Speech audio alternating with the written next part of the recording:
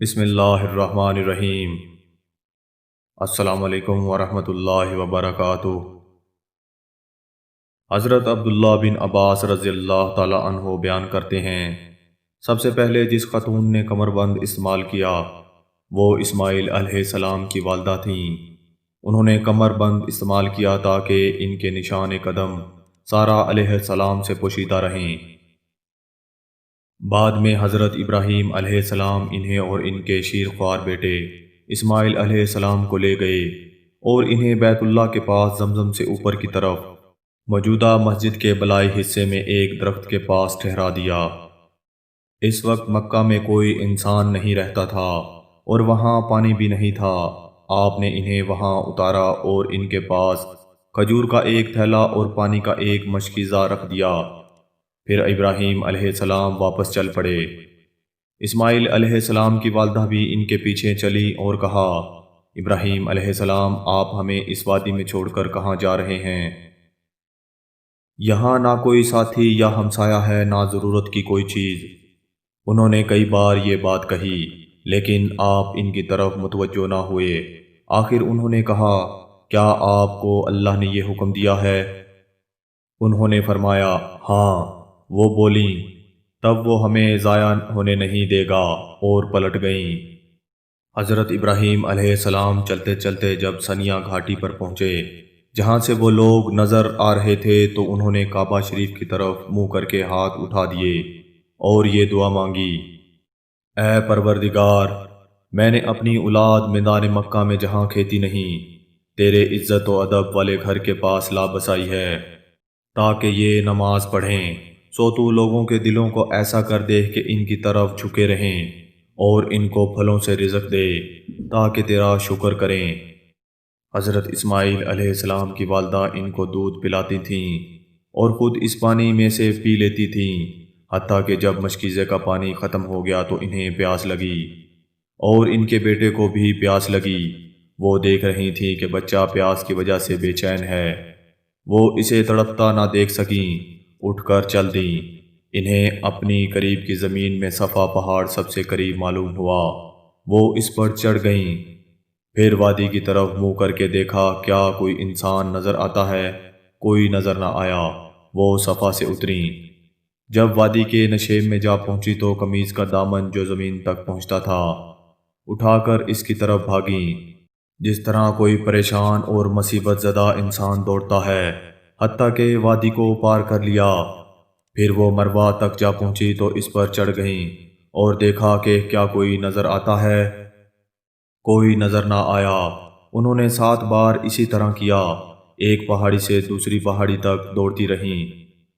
حضرت عبداللہ بن عباس رضی اللہ تعالی عنہ بیان فرماتے ہیں کہ نبی اکرم صلی اللہ علیہ وآلہ وسلم نے فرمایا، لوگ اسی وجہ سے ان دونوں پہاڑیوں صفا اور مروہ کے درمیان دوڑتے ہیں۔ جب وہ آخری چکر میں مروہ پر پہنچی تو انہیں کوئی آواز محسوس ہوئی۔ انہوں نے اپنے آپ سے کہا، چپ۔ پھر غور سے سنا تو دوبارہ آواز سنائی دی۔ انہوں نے کہا، تو نے آواز دی ہے، اگر تو مدد کر سکتا ہے تو ہماری مدد کر۔ اچانک انہوں نے دیکھا کہ زمزم کے مقام پر ایک فرشتہ کھڑا ہے۔ اس فرشتے نے اپنی ایڑی سے یا اپنے پر سے زمین کھودی تو پانی نکل آیا۔ آپ اسے حوض کی صورت دینے لگیں اور اپنے ہاتھ سے اس طرح رکاوٹ بنانے لگیں اور چلو بھر بھر کر مشکیزے میں ڈالنے لگیں۔ ان کے چلو بھرنے کے بعد پانی پھر نکل آتا۔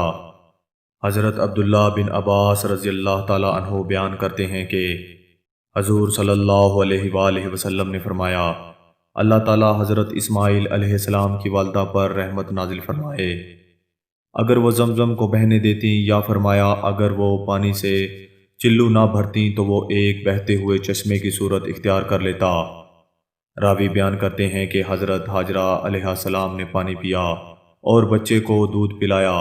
فرشتے نے ان سے کہا، آپ ہلاکت کا اندیشہ نہ کریں، یہاں اللہ کا گھر ہے جس کے تعمیر یہ بچہ اور اس کا والد دونوں مل کر کریں گے۔ اللہ تعالیٰ اپنے لوگوں کو ضائع نہیں ہونے دیتا۔